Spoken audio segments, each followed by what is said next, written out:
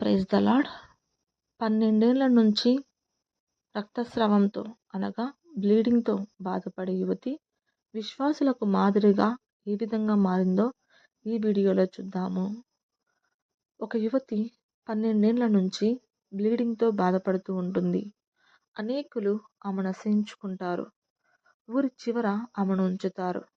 ఆమె నాకు సహాయం ఎక్కడి నుంచి వస్తుందని అనేక మంది వైద్యులను కలుస్తుంది. కానీ ఏమీ ప్రయోజనం ఉండదు. అయితే యేసు అనేకులను స్వస్థపరుస్తున్నాడనే విషయం తెలుసుకొని ఆయనను ఎలాగైనా కలవాలనుకుంటుంది. అయితే ఒకరోజు యేసుక్రీస్తు ప్రభువు ఆమె ఉన్న ఊరిలో ప్రయాణిస్తూ ఉంటాడు. అనేకులు ఉండటం వలన ఆయనను కలవడం కష్టమవుతుంది. కనుక ఆమె విశ్వాసంతో ఆయన చెంగును ముట్టుతుంది. అప్పుడే ఆమె బ్లీడింగ్ ఆగిపోతుంది. అయితే యేసుక్రీస్తు ప్రభువు కూడా తనలో నుంచి ఒక ప్రభావం బయటకు వెళ్ళిందని గమనించి తన చుట్టూ ఉన్న మనుషులను శిష్యులను అడుగుతాడు, నన్ను ఎవరు ముట్టారని.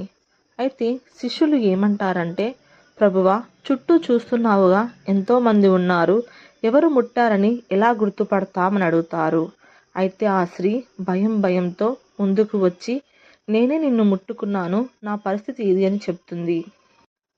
ప్రభువు ఆమె మీద చెయ్యి ఉంచి, కుమారి, నీ విశ్వాసము నిన్ను స్వస్థపరచెను, ధైర్యముగా ఉండుము అని చెప్తాడు.